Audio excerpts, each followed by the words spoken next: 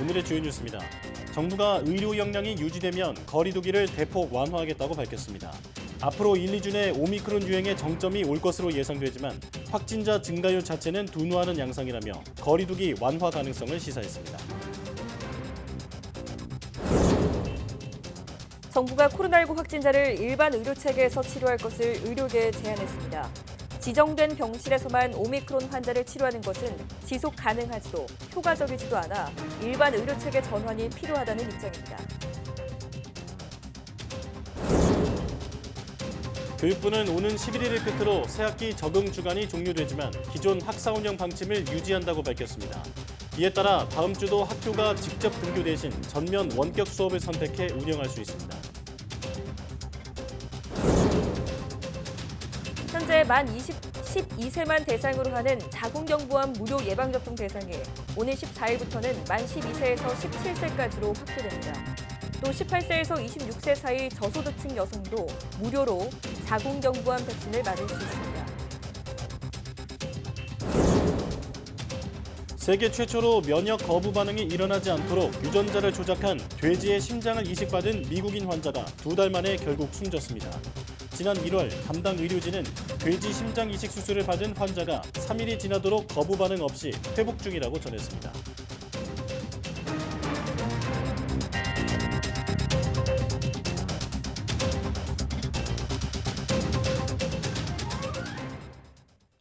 여러분 안녕하십니까? 사이언스 투데이 시작합니다. 정부는 앞으로 1, 2주 안에 오미크론 유행의 정점이 올 것으로 보고 병상 등 의료체계 역량이 유지된다면 거리 두기를 대폭 완화하겠다는 뜻을 내비쳤습니다. 손영래 중앙사고수습본부 사회전략반장은 전문가들이 예상하기로는 1, 2주 내 정점을 형성할 것이라고 예측하는 가운데 확진자 증가율은 둔화하는 양상이라고 평가하고 정부는 정점에서 현재 의료체계 역량을 유지한다면 거리 두기를 대폭 완화하겠다고 예고한 바 있다고 밝혔습니다.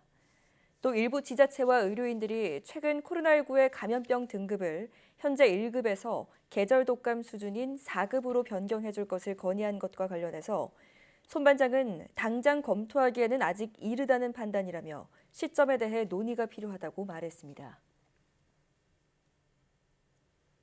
정부가 코로나19 확진자를 일반 의료체계 안에서 치료하는 시스템을 본격적으로 가동하자고 의료계에 제안했습니다. 권덕철 보건복지부 장관은 수도권 상급 종합병원장들과 간담회에서 모두 발언을 통해 이제 병원 의료진 전체가 오미크론 환자의 치료를 위해 나서야 할 때라고 밝혔습니다.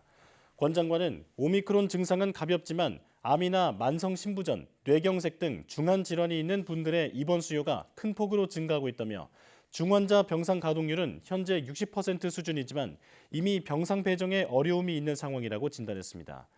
또 이런 상황에서 지정된 코로나19 음압 병실에서만 오미크론 환자를 치료하는 시스템은 지속 가능하지도 효과적이지도 않아서 반드시 일반 의료 체계로의 전환이 필요하다고 강조했습니다.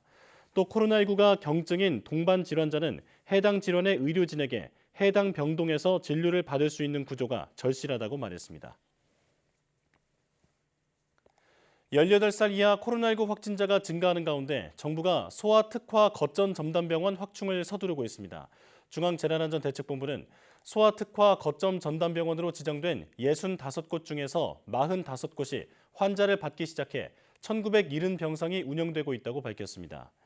이 가운데 37.5%인 739병상이 가동되고 있고 나머지 62.5%는 여력이 있다고 강조했습니다. 다만 지역별 편차로 수도권에 15개가 지정됐지만 서울에는 없어 입원이 필요한 소아는 경기도에 있는 소아특화 거점 전담병원을 이용해야 한다고 설명했습니다. 정부는 이같이 소아특화 거점 전담병원이 없는 지역에 병원급 이상 의료기관이나 소아 전문 병원과 추가 확충을 위한 논의를 이어가고 있습니다. 교육부가 코로나19 오미크론 변이 확산으로 학교가 직접 등교 대신 전면 원격 수업을 선택해 운영할 수 있도록 한 방침을 유지했습니다. 교육부는 오는 11일을 끝으로 새학기 적응 주간을 종료하지만 이후에도 기존 학사 운영 방침을 유지한다고 밝혔습니다. 다만 지금 유행 상황이 정점에 도달하지 않았기 때문에 확산세가 꺾인 이후에 필요시 추가 안내할 예정이라고 덧붙였습니다. 이로써 오미크론 유행 규모가 꺾이기 전까지 당분간은 각급 학교가 교내 감염 상황을 판단하고 학부모 설문 등을 거쳐 정상 등교 또는 부분 등교, 원격 혼합 수업, 전면 원격 수업 등 다음 주 학사 유형을 정할 것으로 보입니다. 코로나19 진단검사를 담당하는 동네 병의원 의료진이 진행한 신속항원검사에서 양성이 나오면 확진으로 인정할지 여부가 11일 결정됩니다. 중앙방역대책본부는 전문가용 신속항원검사에서 양성이 나오면 추가로 PCR 검사를 하지 않고도 최종 확진으로 인정하는 방안을 11일 중대본 검토를 거쳐 발표한다고 밝혔습니다. 그동안 의료계에서는 신속항원검사 양성이라도 추가로 PCR 양성 결과가 있어야 확진 판정을 받을 수 있어 적절한 처방이나 치료가 늦어진다고 지적해왔습니다. 정부는 이 같은 현장 의견과 함께 오미크론 확산으로 양성률이 높아져 신속항원검사 양성이 PCR 확진으로 이어지는 비율이 늘고 있다는 점에 주목해 확진자 판정 방식 변화를 검토해왔습니다. 윤석열 대통령 당선인은 정부의 과학기술 리더십 강화를 강조하면서 첨단 원천기술 선도국가로 이끌겠다는 소신을 밝혀왔습니다. 민관합동과학기술위원회를 신설해서 대통령이 과학을 직접 챙기고 과학기술 전문가들을 정부 부처 고위직에 중용한다는 방침인데요. 과기 부총리 신설의 가능성도 열려 있는 것으로 보입니다. 양회영 기자가 전해드립니다. 윤석열 당선인은 과학기술 추격 국가였던 대한민국을 첨단 원천기술 선도국가로 만들겠다고 밝혔습니다. 정부의 과학기술 리더십 강화가 중요하다고 강조하며 민간합동과학기술위원회 신설을 약속했습니다. 또 과학기술 전문가를 정부 부처 고위직에 최대한 중용해 국정의 주요 의사결정에 과학을 중심에 둘 계획입니다. 대통령 직속의 과학기술위원회가 필요합니다. 연구자, 개발자, 기업 현장의 전문가, 과학기술 행정가들로 구성된 민간합동위원회를 통해 국가 과학기술에 대한 전략 로드맵이 수립되어야 합니다. 새 정부는 과학기술 정책이 정치와 분리될 수 있도록 힘쓸 예정입니다. 대한민국 미래에 꼭 필요한 장기 연구과제를 설정하고 정권의 영향을 받지 않도록 계획 초기부터 목표와 종료 시점, 지원 규모 등을 명확히 하겠다고 약속했습니다. 또 과학기술과 데이터를 기반에 둔 2050 탄소 중립 달성 방안을 새로 수립하고 탈원전 정책을 백지화해 원전 강대국을 건설하겠다는 목표를 제시했습니다. 탄소 중립 에너지 전환 30년 계획을 수립하겠습니다. 원전을 더욱 안전하게 만들어 적정 수준으로 관리하겠습니다. 탈탄소 기술 개발을 위한 글로벌 협력과 경쟁에 적극 동참하여 우리나라를 기후에너지 기술 분야의 선도 국가로 만들겠습니다. 윤 당선인은 임기 3년 안에 완성도 높은 디지털 플랫폼 정부를 구현하고 메타버스 산업지원특별법을 제정해 메타버스 기반 전자정부도 구축하기로 했습니다.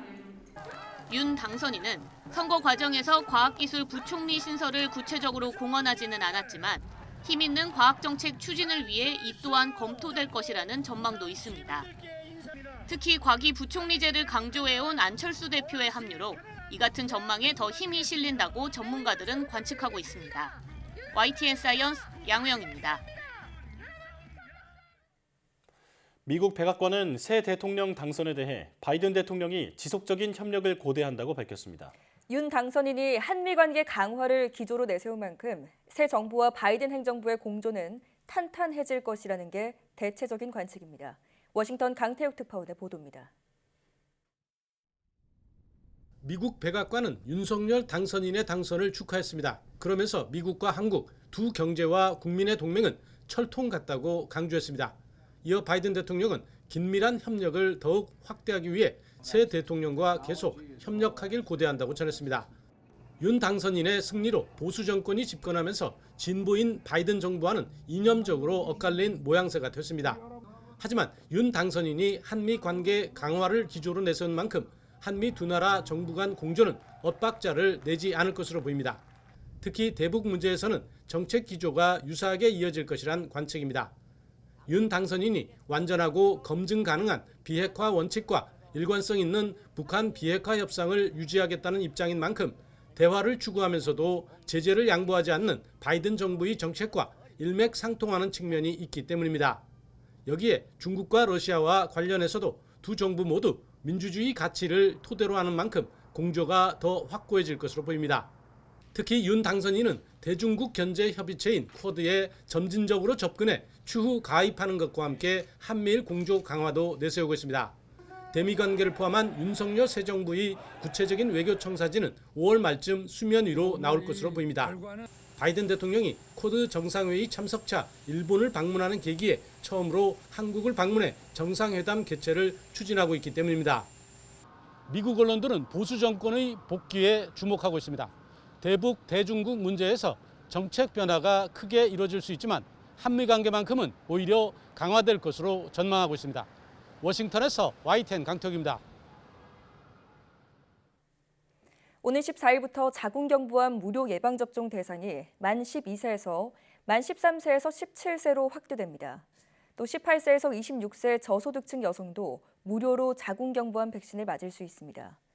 질병관리청은 기존의 12세를 대상으로 하던 사람 유두종 바이러스 접종 국가 지원 대상을 이같이 확대했다고 밝혔습니다. 이에 따라 12세 이외에도 2004년에서 2008년 출생 여성 청소년 29만 명과 18세에서 26세 저소득 여성 10만 명도 국가 지원을 받게 됐습니다. 저소득층의 경우 접종 당일 기초생활보장급여 수급자 또는 차상위 계층 확인 서류를 제출하면 됩니다. 신장 기능이 떨어져 투석이나 이식 수술로까지 이어질 수 있는 만성 신부전증 환자가 4년 사이 7만여 명 가까이 늘었습니다. 국민건강보험공단은 2016에서 2020년 만성 신부전증 질환의 건강보험 진료 현황을 분석한 결과 이같이 나타났다고 밝혔습니다. 만성 신부전증으로 병원을 찾은 환자는 지난 2016년 19만 1천여 명에서 2020년 25만 9천여 명으로 35.9% 증가했습니다. 특히 2020년 기준 만성 신부전증 진료 인원의 75.2%가 60대 이상 고령층이었습니다. 또 만성 신장 질환자는 심혈관계 질환이 발생할 가능성이 일반인보다 크게 높았습니다. 질병관리청이 2011년부터 성인과 소아 만성 신장병 환자와 신장이식 환자 4천 명을 장기 추적한 결과 이들 환자에게서 심혈관계 사망, 심근경색, 뇌졸중 발생 위험이 일반인보다 약 11.1배 높은 것으로 나타났습니다. 도라지는 예부터 기관지 건강은 물론 기침이나 염증 완화에 효과가 있는 것으로 알려져 있는데요. 국내 연구진이 최근 도라지에 들어있는 면역력 강화 성분의 양을 획기적으로 늘리는 기술을 개발했습니다. 김학무 기자입니다. 밭에서 수확이 한창인 도라지. 3년 동안 정성껏 재배해 통통하게 살이 올랐습니다. 가공 공장에서는 이 도라지를 잘 씻어 2시간가량 섭씨 60도로 가열합니다. 도라지의 기능성 물질을 추출하기에 앞서 이렇게 간단한 작업만으로 도라지의 성분이 획기적으로 달라집니다. 면역력 강화에 효능이 있는 것으로 알려진 사포닌 성분이 8배나 많아지는 겁니다. 연구진은 면역력이 떨어진 실험용 쥐가 이런 방법으로 추출한 도라지 추출물을 10일간 먹으면 보통 도라지 추출물을 먹었을 때보다 면역력이 76% 더 좋아진다고 밝혔습니다. 면역력이 떨어지면 체중이 줄고 면역력에 관여하는 NK세포 활성이 떨어지는데 이 도라지 추출물을 먹으면 체중이 늘면서 NK세포가 활성화되는 겁니다. 싸워서 우리 몸을 보호할 수 있는 그런 여러 가지 인자들이 있지만 특히 자연살의 세포라든가 이뮤노글로빈 이런 것들이 증가되었다라고 설명드릴 수 있겠습니다. 농촌진흥청이 개발한 이 기술은 무엇보다 공정이 간단해 도라지 생산 농가나 소규모 가공 공장에서도 어렵지 않게 적용할 수 있습니다. 사포닌 증가시키는 기술을 활용함으로써 타사 대비 경쟁력을 갖출 수 있었고요. 또 온라인 판매를 주력으로 하고 있었는데 해외 시장까지 진출했을 때 가능성이 있을 것 같아 자신감을 얻었습니다. 농촌진흥청은 이 도라지 추출물 제조 방법과 추출물의 면역 증진 효과에 대해 특허 등록을 마치고 새로운 제품 개발 연구 등을 통해 실용화할 계획입니다. YTN 김학무입니다. 2020년 온실가스 배출권 거래제 대상업체는 증가했지만 배출한 온실가스는 전년 대비 5.7% 감소한 것으로 나타났습니다. 환경부 소속 온실가스 종합정보센터의 2020년 배출권 거래제 운영 결과 보고서에 따르면 배출권 할당 대상 업체는 지난 2018년 586개에서 2019년 610개, 2020년에는 636개로 매년 증가하고 있습니다. 이에 반해 2020년 온실가스 배출량은 코로나19로 인한 경제활동 위축과 국내 미세먼지 대책, 대상업체의 감축 노력 등으로 전년보다 5.7% 감소한 5억 5,440만 톤으로 나타났습니다. 온실가스 배출량을 세부적으로 살펴보면 전환 부문에서 석탄 화력 발전량이 줄어 전년 대비 2,930만 톤 감소했고 산업 부문과 건물 부문에서 전년 대비 각각 400만 톤과 180만 톤 줄었습니다. 금리 상승과 대출 규제 등의 영향으로 은행권의 가계대출이 3개월 연속 감소했습니다. 한국은행 자료를 보면 지난달 말 기준 은행권의 가계대출 잔액은 1,060조 1,000억 원으로 한 달 전보다 1,000억 원 줄었습니다. 이는 지난해 12월과 올해 1월에 이어 석 달 연속 감소한 것으로 석 달째 은행권 가계대출이 줄어든 건 한국은행이 관련 통계를 집계한 2004년 이후 처음입니다. 종류별로는 전세자금을 포함한 주택담보대출이 1조 8천억 원 늘었지만 증가폭은 축소됐고 신용대출을 포함한 기타 대출이 1조 9천억 원 감소했습니다.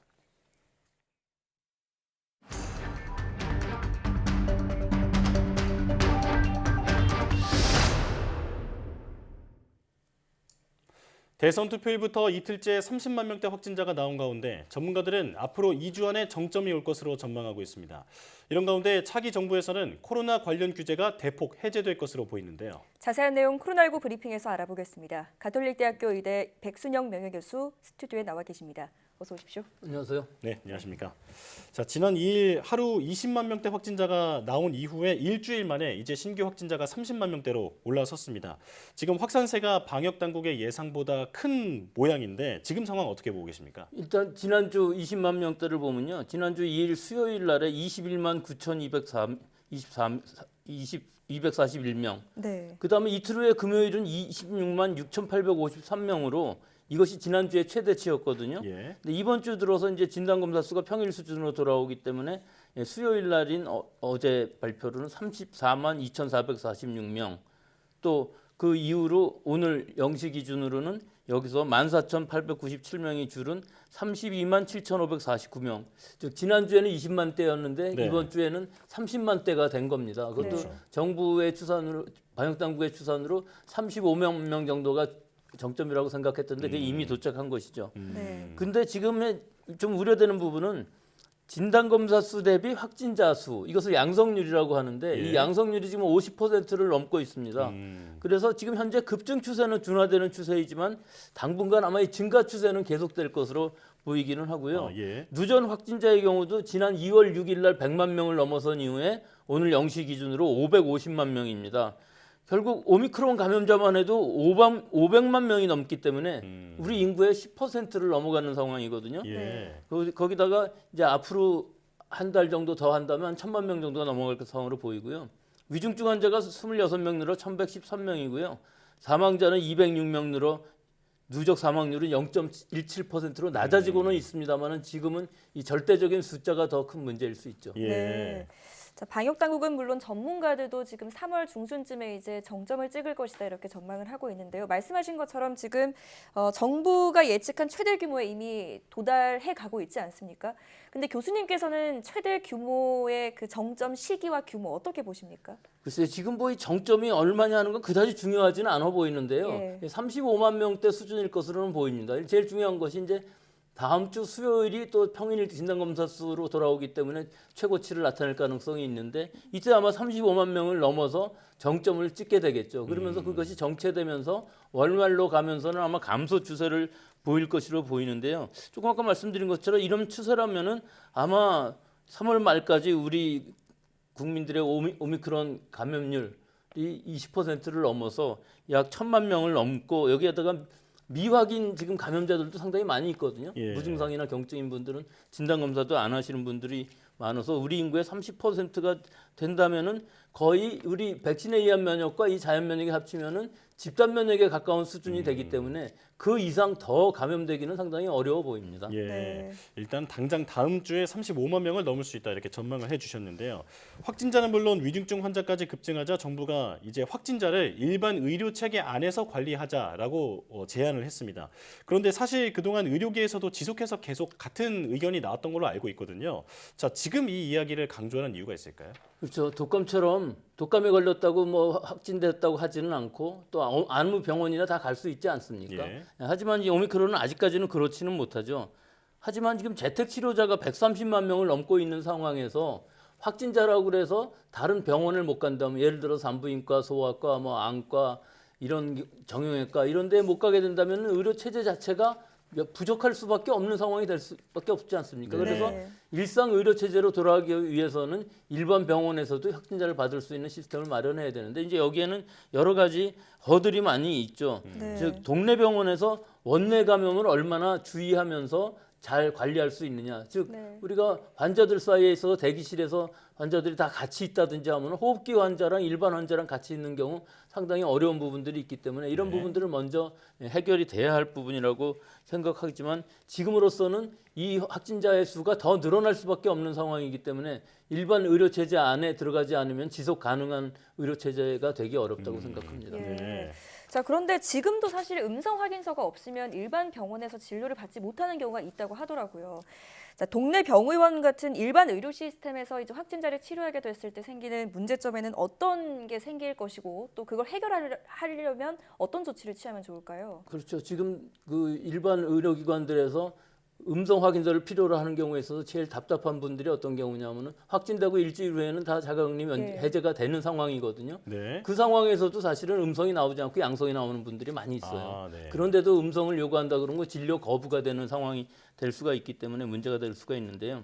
사실은 일반 의료진의 경우 오미크론에 대한 과도한 공포가 아직도 많이 남아 있습니다. 네. 또 환자의 경우도 확진자와 같은 공간에 있을 경우에 그 감염 위험성이 공포심이 대단할 수밖에 없고요. 네. 또 예를 들어서 확진된 임신부가 자기가 다니던 그 산부인과에서 분만을 했을 경우 그런 사실들이 알려졌을 때 과연 그 임신부들이 거기서 정기적인 진료를 받고서 거기서 분만을 할 수 있느냐 하는 이런 인식의 문제가 있고 사실 감염 관리에 있어서도 아직까지 큰 문제가 있을 수가 있거든요. 네. 그래서 이런 것들을 다 해결하기 위해서는 하드웨어, 소프트웨어뿐만 아니라 우리 지금 인식의 전환이 필요합니다. 이 오미크론이라는 것은 많은 사람들이 감염되고 예방접종이 되었다 그러면 독감과 같이 처리할 수 있는 그런 능력이 생겨야 되는데 아직도 그런 인식은 부족하죠. 그래서 인식 전환이 되어서 우리 국민들이 좀 자유롭게 갈 수 있고 감염을 그다지 무서워하지 않을 수 있는 상황이 될 수가 있어야 되는데 실제로는 아직까지는 그런 인식 전환이 되어 있지는 않고 또 의료진의 경우에 있어서도 그런 공포감이 있는 의료진들이 아직도 상당수 있어서 이런 부분들에 대해서는 감염 관리뿐만 아니라 인식 전환도 필요하다고 봅니다. 네. 환자 불안 그리고 의료진의 불안을 해소하기 위한 여러 가지 노력과 지원이 필요해 보입니다. 자, 이제 차기 정부의 코로나 방역 그 정책에 대해서도 살펴보려고 하는데요. 이번에 당선된 윤석열 당선인이 그동안 거리두기 같은 방역 제재에 대해서 상당히 비판적인 입장을 견지를 해왔습니다. 그래서 앞으로 이런 부분들이 많이 완화될 것으로 보이는데 어떻게 하는 게 적절하다고 보십니까? 뭐 지금의 방역 당국도 완화를 시사하고 있기는 하죠. 네. 그런데 지금의 오미크론 유행이라는 것은 사실은 사회적 거리두기를 하는 것으로 유행의 통제를 하기는 유행의 규모를 줄이기는 굉장히 어려운 상황입니다. 네. 사실은 지금 하고 있는 인원 제한 6명 또 영업시간 제한 오후 11시로 하고 있는 것 이것 자체는 사실은 완화한다고 해도 큰 문제가 안 생길 수는 있습니다만 사실은 국민에 대한 메시지가 더 필요한 상황이거든요. 네. 그래서 시점의 문제라고도 볼 수가 있는데 지금 상황에서는 아직 정점이 확인되고 있지 않은 상황에서 우리가 과연 최악의 상황에서 어떤 의료체제가 가능한 것인지 유지 가능한 것인지 그 역량이 되는 것인지 하는 부분들에 대한 불확실성이 남아있기 때문에 이런 부분에 있어서는 조금 더 보수적으로 접근하는 것이 좋다고는 생각을 합니다. 네, 시점이 관건이라고 말씀을 하셨는데요. 새 정부가 이제 공식적으로 꾸려져서 이제 정책을 가동을 하려면 빨라도 5월 하순은 돼야 되지 않겠습니까? 그러면 그 이전에라도 뭐 인수위를 통해서라도 이런 정책들이 시행이 될 수 있을까요? 예, 항상 그 인수위 차원에서도 정책을 제안을 할 수가 있고 방역 당국이 받아들여지게 되면 그 시책이 가능할 수는 있겠죠. 네. 하지만 지금의 기조로 보면은 아직까지 정점이 되지 않은 상황이기 때문에 건의는 한다 할지라도 방역 당국에서는 이 부분들을 면밀히 검토를 해서 아마 방역당국도 다음 주 정도면 정점이라고 보고 있기 때문에 그 정점에서 그러니까 하향되는 곡선을 그린다면은 네. 그 시점에서 그 2, 3주 후에 의료 체제의 부담이 어느 정도 되는지 계산이 가능한 상황이거든요. 네. 그렇게 되면은 불확실성이 없어지는 것이기 때문에 사실은 완화에 들어갈 수가 있고 단계적 일상 회복을 시작할 수는 있다고 봅니다. 예. 사실 지금의 방역 정책들은 그 방역 상황뿐만 아니라 민생 경제 같은 다양한 면들을 고려해서 정해지는 건 아니겠습니까? 자, 그렇다면 이 의료진 입장에서 봤을 때 새 정부가 코로나19 방역을 위해서 우선적으로 취해야 할 조치가 있다면 어떤 거라고 보십니까? 우선은 우리 지금까지의 방역 당국이 항상 완화하는 것을 좀 너무 급히 해서 우리 유행의 통제가 잘 안 되고 있던 부분들이 있거든요. 네. 그래서 이번 정권은 가능하다면 좀 더 보수적으로 생각해서 지금 보수 정권 아닙니까? 예. 이런 부분도 보수적으로 생각을 해서 조금 더 늦게 확인 후에 완화를 해도 크게 시차로는 차이가 나지 않는다는 것이죠. 예. 앞으로 1, 2주 후면은 분명히 확인이 될 것이고 정점이 확인되면서 그 정점에 있을 때 그 이후에 2, 3주 후에 우리의 의료 체제의 역량이라는 것이 다 계산이 될 수가 있는 상황이기 때문에 그런 계산이 설 수 있다 그러면은 그 시점 확인된 시점에서 단계적으로 일상 회복을 하는 방역을 완화하는 것은 그다지 어렵지 않다고 보기 때문에 좀 더 보수적으로 접근하는 자세가 지금 필요한 시기라고 보겠습니다. 그렇군요. 네. 이제 새로운 대통령 당선인이 선출이 되면서 이제 차기 정부의 방역 정책에 관심이 쏠리고 있는데 우선순위를 잘 고려한 신중한 정책들이 꾸려지길 바랍니다. 지금까지 가톨릭대 의대 백순영 명예교수와 함께했습니다. 잘 들었습니다.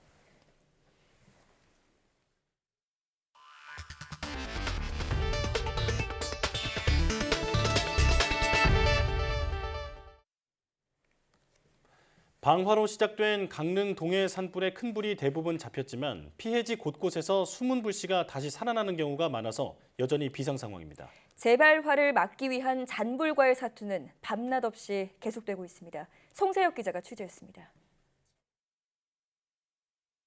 열화상 드론으로 찍은 강릉 동해 산불 현장입니다. 화면 군데군데 붉은 점들이 보입니다.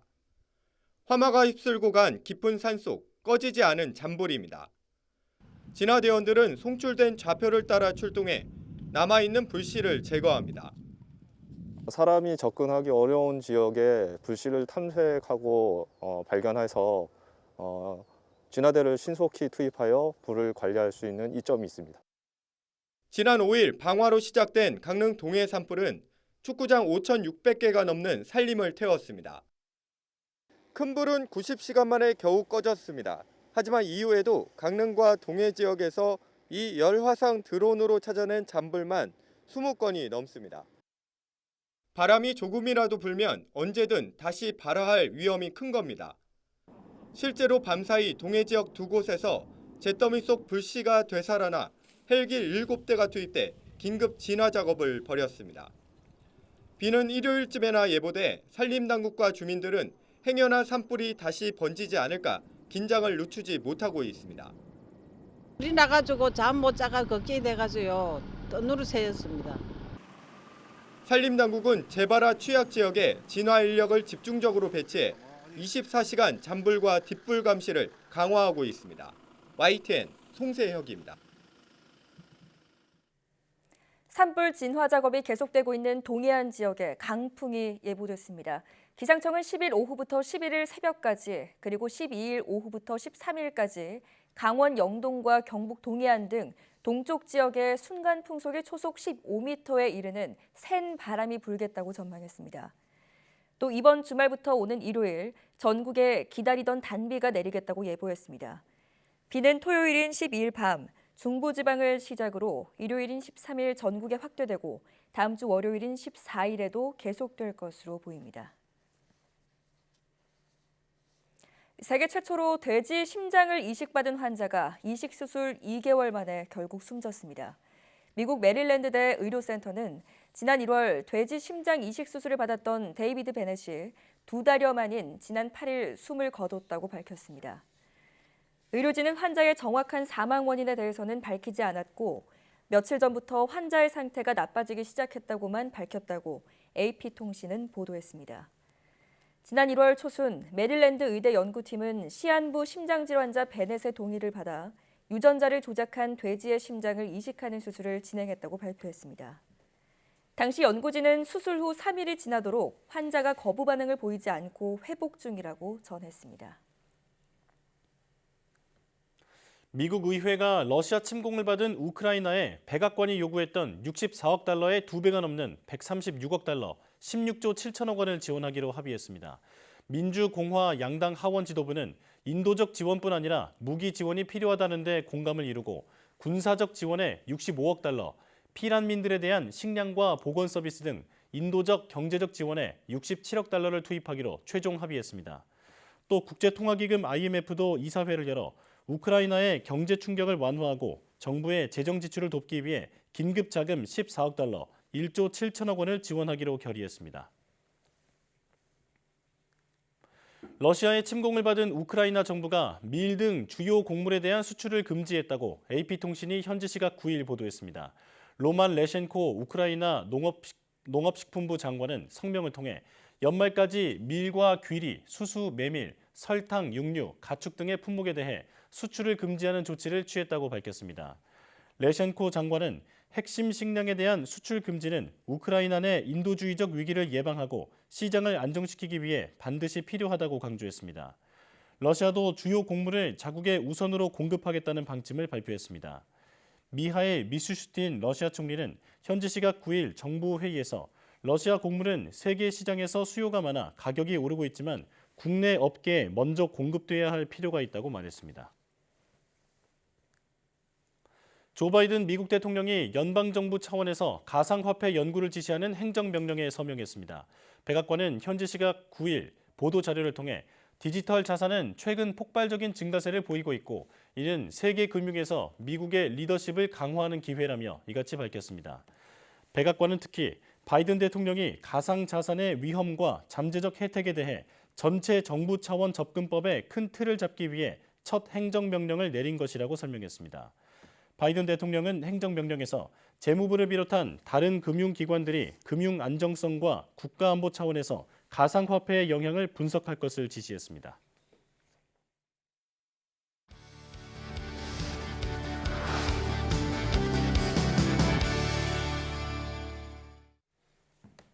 생각만으로 조종할 수 있는 로봇, 영화에서나 보던 장면이 이제 현실이 되고 있습니다. 뇌과학과 IT 기술의 눈부신 발달로 이제는 사람과 로봇을 연결하는 시대가 다가왔습니다. 네, 오늘 과학의 달인에서는 강남대학교 인공지능융합공학부 김훈희 교수와 함께 뇌기계 인터페이스 시스템에 대해 알아보겠습니다. 어서 오세요. 네, 나오셔서 고맙습니다.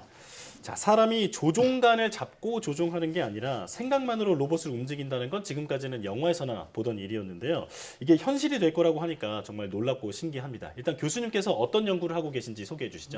네, 저는 뇌와 인공지능 연구하는 공학자이고요.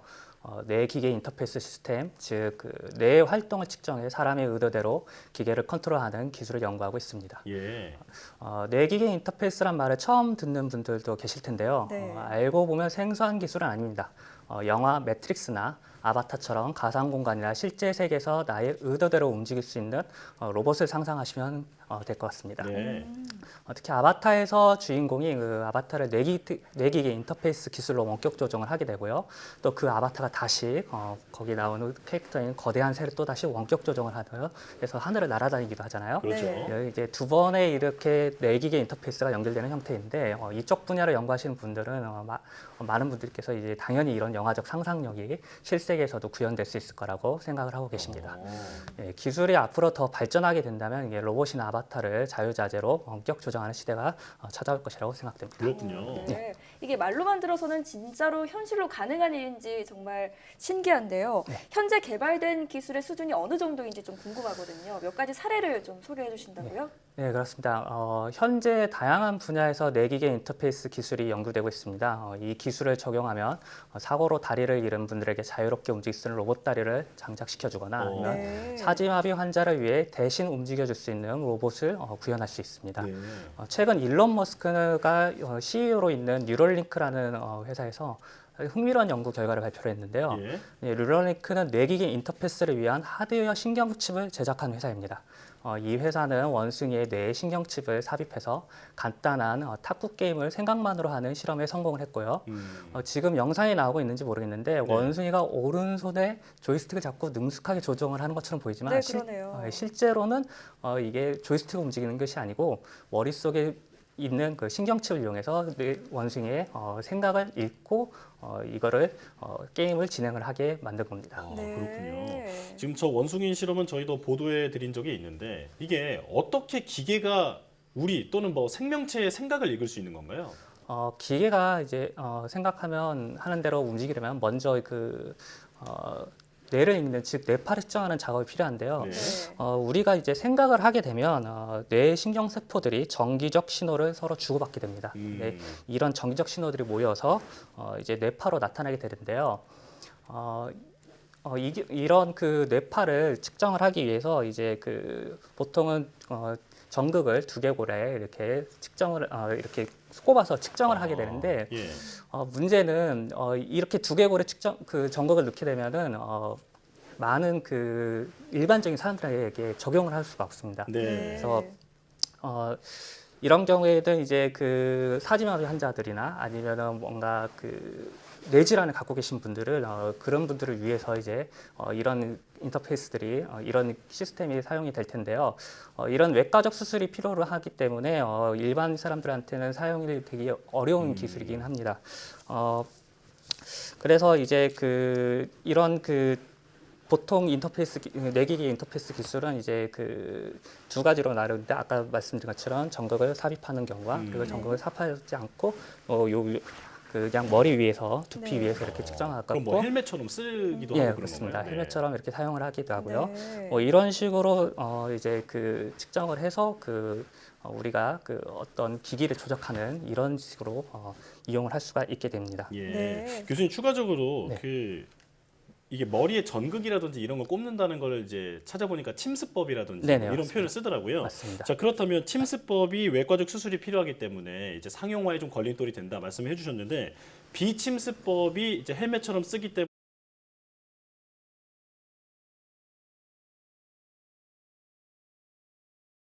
침습적인 방법들은 당연히 두개골을 열고 그 뇌에다 바로 뇌세포를 측정을 하기 때문에 활동을 측정하기 때문에 잡음이 없지만 이제 두개골 위에서 측정을 하게 되면 이제 정기적 신호를 두개골을 뚫고 나오는 신호를 측정을 해야 되기 때문에 잡음들이 많이 있게 되죠. 그래서 그렇다 보니 이거를 이제 해석하는 뇌파를 해석하는 방법들이 두개골 위에서 찍는 이제 비침습적인 방법들이 훨씬 더 어렵다고 얘기를 할 수 있습니다. 그렇군요. 그런 차이가 있군요. 자, 그리고 말씀하신 사례들 외에도 이제 국내에서는 인간과 컴퓨터를 연결하려는 시도가 이어져 왔던 걸로 알고 있는데 교수님께서 이제 개발하신 기술은 어떤 건가요? 일단 뇌기계 인터페이스 시스템은 이제 여러 가지 구성 요소로 이루어져 있는데요. 저는 하드웨어 센서로 측정한 뇌파 신호를 인공지능 모델을 이용하여 사람의 생각을 읽어내는 연구를 진행하고 있습니다. 그래서 즉 뇌파로 사람의 생각을 읽는 마인드 리딩이 가능한 인공지능 연구를 개발을 했고요. 이번에 저는 인공지능과 유전 알고리즘 기법을 이용하여서 인간 대뇌 심부에서 측정한 뇌파, 그러니까 두개골 안쪽에 있는 뇌파로 팔의 움직임을 의도를 파악해서 로봇팔을 제어하는 시스템을 개발했습니다. 특히 이제 3차원 공간에서 다양한 방향으로 로봇팔을 움직일 수 있도록 인공지능 디코더를 개발을 했고요. 특히 이번 연구를 위해서 이제 실제 뇌의 구조와 계산 모델을 모방하는 인군 두뇌를 만들었습니다. 그 결과 높은 정확도로 뇌파의 의미를 파악하여 로봇팔을 움직이는 데 성공을 하였고요. 3차원 상에서 24가지 방향, 즉 각각의 각 차원에서 8가지 방향을 디코딩할 수가 있었는데 정확도가 평균적으로 90% 이상이었습니다. 그렇군요. 자, 상당한 성과를 거뒀다는 말씀인데요. 그렇다면 그동안 연구되어 이제 다른 연구소들의 그런 기술과는 어떤 차별점이 있는 겁니까? 네, 사실 이런 뇌기계 인터페이스 경우는 이전에도 비슷한 연구 결과들이 많이 있었는데요. 특히 국내 이제 카이스트에서도 뇌파만으로 로봇, 드론, 휠체어를 움직이는 연구가 많이 진행이 됐습니다. 네. 하지만 이런 결과는 신체 부위의 움직임을 상상할 때 뇌파를 측정하기 이용한다는 단점이 있었는데요. 네.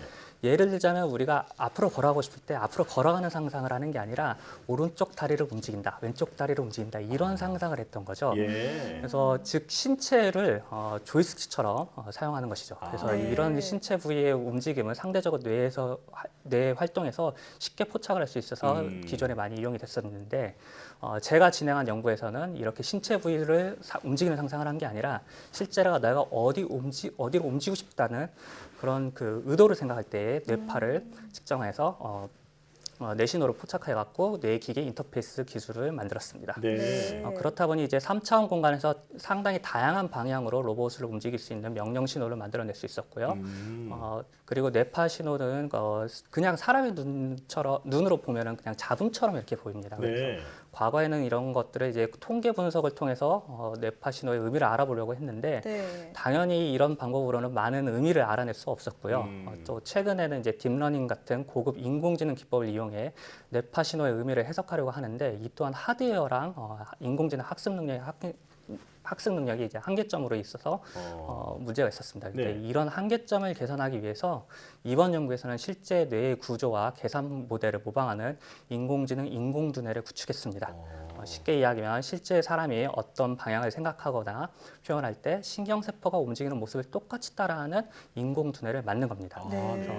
따라서 특정 방향으로 움직임을 생각할 때 뇌파를 측정하고 이 뇌파 신호를 이제 인공지능 인공두뇌에게 알려주면 인공두뇌는 이제 자신이 방향을 표현하는 방법을 이용하여 이 신호가 어느 방향에 나타난지를 해석하게 됩니다. 그래서 이렇게 하게 되면 기존 통계 분석 신호 처리 기법에 의존하는 뇌기계 인터페이스와 달리 뇌의 실제 작동 구조를 모방하는 인공두뇌를 만들어서 문제를 해결했다고 할 수 있습니다. 네. 의도와 생각을 읽을 수 있다고 하니까 들으면 들을수록 더 신기한데 말씀하신 기술들이 어느 분야에 좀 활용될 수 있을까요? 네, 이 뇌기계 인터페이스 시스템 연구 대부분은 이제 딥러닝을 이용하는 고전력, 고용량, 고성능 컴퓨터를 필요로 합니다. 따라서 실시간 응용 시스템인 이제 스마트 기기, 우리 핸드폰 같은 거죠. 그런 것 등에 적용하기가 어려웠는데 이번에 개발한 시스템 같은 경우는 이제 저전력, 저용량, 저성능으로 스마트폰이나 태블릿 PC 등에서도 원활하게 돌아가도록 설계를 했습니다. 그래서 이렇게 되면 이제 메타버스 같은 이런 가상 공간에서 아바타를 생각대로 움직이게 하거나 모바일 웹을 생각만으로 컨트롤하는 그런 스마트 기기, 엔터테인먼트, 게임 등에 광범위하게 사용할 수 있을 거라고 생각이 됩니다. 물론 이런 뇌기계 인터페이스는 기본적으로 하지마비 환자나 사고로 팔을 잃은 환자들을 위한 로봇 제어 기술에는 당연히 활용이 됩니다. 그렇군요. 저는 무엇보다 신체 장애를 극복할 수 있다는 점이 가장 기대가 되는데 이 기술이 언제쯤 상용화가 가능할까요? 예, 현재 기술의 가장 큰 장애는 이제 외과적 수술이 필요한 신부뇌파를 측정한다는 것입니다. 그래서 수술이 필요한 기술은 일반인에게 사용할 수 없다 보니 재활 연구 목적만으로 이용되는 것이 현 상황입니다. 이런 문제점을 해결하기 위해서 두피에서 측정한 뇌파를 측정하여 기기를 조작하는 연구 기술을 연구 중입니다. 아까 말씀하셨던 그 비측습적인 방법이죠. 그래서 현재까지는 두피 뇌파를 이용해서 2차원 공간에서 자유롭게 완료되었고요. 실제로 이 결과가 국제 논문으로 발표가 되었습니다. 그래서 이 결과를 이제 3차원 공간으로 확장하여 향후 3년 안에 이제 상용화할 계획을 가지고 있습니다.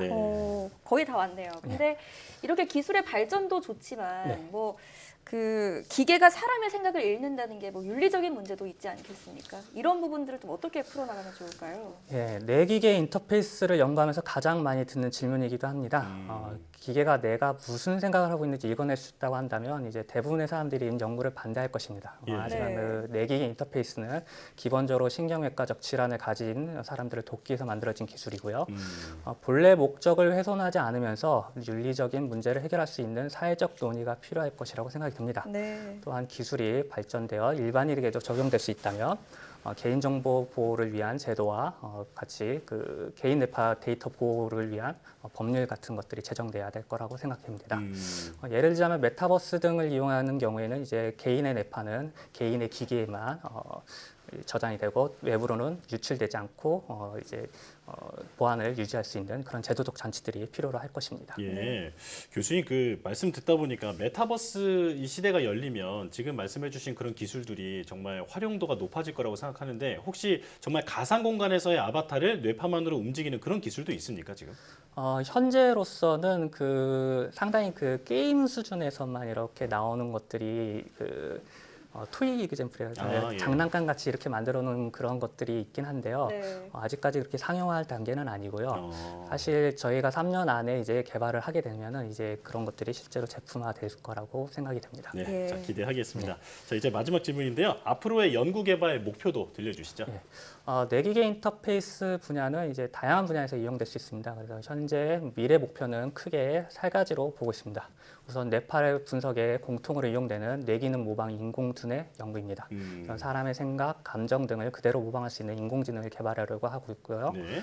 두 번째는 이제 지금까지 뇌기계 인터페이스의 대부분은 로봇의 움직임을 방향 이런 것들을 뇌파로 포착하는 연구였는데 앞으로는 스마트 기기 등을 조작할 때 필요한 다양한 명령을 생각만으로 수행할 수 있는 뇌기계 인터페이스를 개발하려고 합니다. 네. 마지막으로는 뇌파로 사람의 감정과 인지 기능을 측정하여서 마케팅에 이용하는 뉴로 마케팅 연구 또한 진행을 하고 있습니다. 네. 네. 이렇게 다양한 분야에 활용될 수 있을 것으로 기대를 모으는 만큼 앞으로 남아있는 과제를 좀 잘 해결해서 그 IT 기술의 새로운 도약 시대를 열길 바랍니다. 지금까지 강남대학교 인공지능융합공학부 김훈희 교수와 함께했습니다. 오늘 나와주셔서 고맙습니다.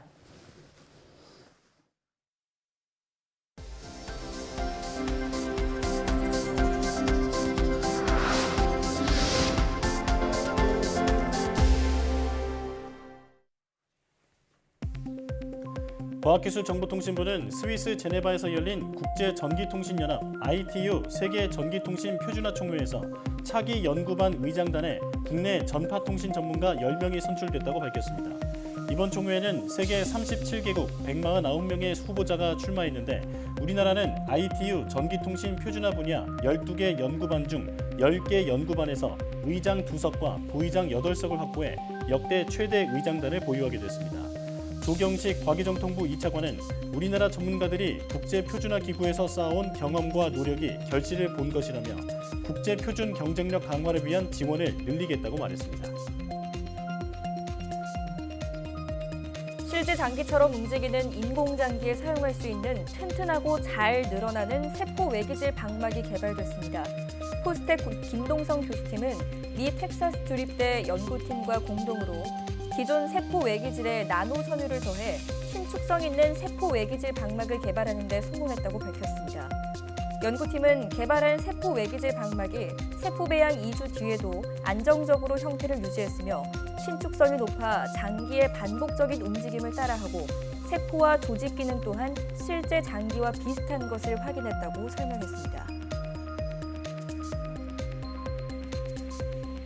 국내 연구진이 상수리나무 엽록체의 유전체 염기 서열을 해독하는 데 성공했습니다. 국립산림과학원은 상수리나무 품종인 금수라 1호의 전체 유전체를 분석해 유전자 134개로 구성된 것을 확인했다고 밝혔습니다. 연구진은 이번에 해독된 염기 서열을 활용해 금수라 1호와 그 외 참나무를 구별할 수 있는 분자 표지를 개발했으며 최근 특허 출원도 마쳤다고 설명했습니다. 또 탄소 저장 능력이 높은 상수리나무의 엽록체 염기 서열 분석을 통해 참나무류 품종 보호와 종자 관리에 큰 도움이 될 것이라고 덧붙였습니다. 소고기와 닭고기, 유제품 등이 많이 들어있는 유황함유 아미노산을 과다 섭취하면 심혈관 질환 위험이 커진다는 연구 결과가 나왔습니다. 미국 펜실베니아대 주립대 연구팀은 매일 유황함유 아미노산을 권장량의 2배 이상 섭취하고 있는 12만여 명을 32년 동안 조사한 결과 유황함유 아미노산 섭취량이 많은 그룹은 가장 적게 섭취한 그룹보다 심혈관 질환 발생률이 12%, 심혈관 질환으로 사망할 위험이 28% 높은 것으로 나타났다고 밝혔습니다. 연구팀은 이번 연구 결과가 식물성 식품을 섭취하는 사람이 육류와 유제품 섭취가 많은 사람보다 심혈관 질환 발생률이 낮은 이유를 부분적으로 설명해준다고 말했습니다.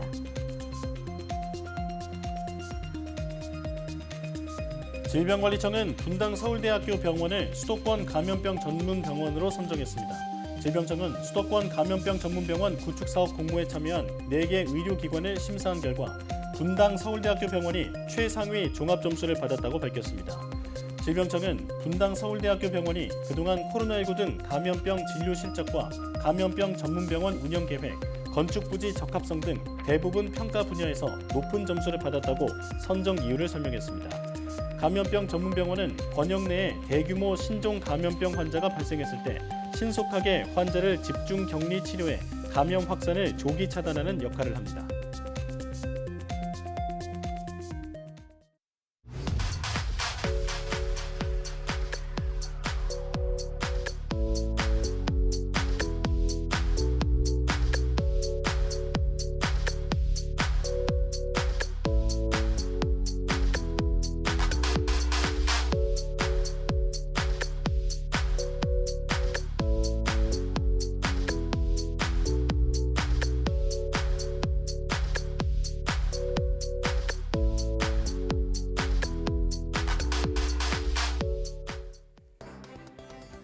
새로운 대통령 당선인이 탄생하면서 새 정부의 과학 정책에도 관심이 모아집니다. 윤석열 당선인은 대통령 직속의 과학기술위원회 신설과 2050 탄소 중립 달성 방안 등을 밝혀왔는데요. 대한민국을 첨단 원천기술 선도 국가로 이끌겠다는 당선인의 약속이 앞으로 인수위 과정에서부터 구체적으로 다듬어질지 과학계의 눈과 귀가 쏠리고 있습니다. 사이언스 투데이 마칩니다. 함께해 주신 여러분 고맙습니다.